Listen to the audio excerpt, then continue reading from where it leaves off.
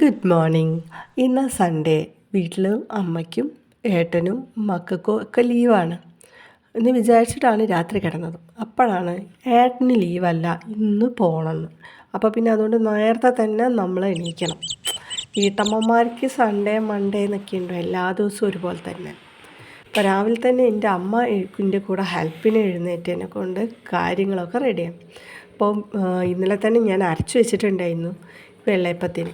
അപ്പോൾ ഇന്ന് ബ്രേക്ക്ഫാസ്റ്റ് വെള്ളയപ്പം കറി. എൻ്റെ കണ്ണൻ എണീറ്റില്ല എന്ന് ഞാൻ ഓർക്കുകയായിരുന്നു. അപ്പോൾ കണ്ണൻ എണീറ്റപ്പോൾ വേഗം അവനെയും വീണ്ടും പാലൊക്കെ കൊടുത്ത് അവനെ ഉറക്കി കിടത്തി. പിന്നെ എന്തായാലും ഇനിയിപ്പോൾ ഉച്ചയ്ക്കുള്ളതും ഒക്കെ ഏട്ടന് കൊണ്ടുപോകണം. അപ്പോൾ പിന്നെ എല്ലാ പരിപാടികളും എന്നാൽ വേഗം സടോടയും ചെയ്യാമെന്ന് വിചാരിച്ചു.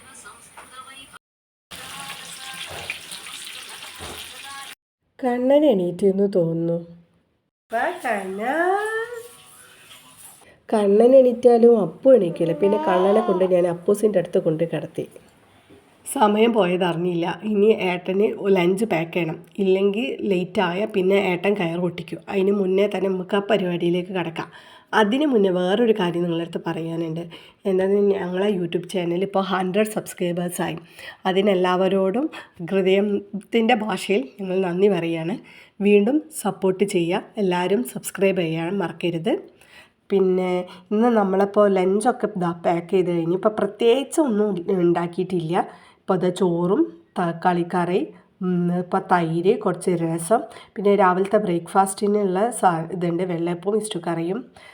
ഇതാണ് ഏട്ടൻ ഇപ്പോൾ ഇന്ന് ഞാൻ ലഞ്ചിന് കൊടുക്കുന്നത്. അപ്പോൾ അതാ ഏട്ടൻ ഒരുങ്ങുകയാണ് ഇപ്പോൾ പോകാൻ വേണ്ടിയിട്ട്.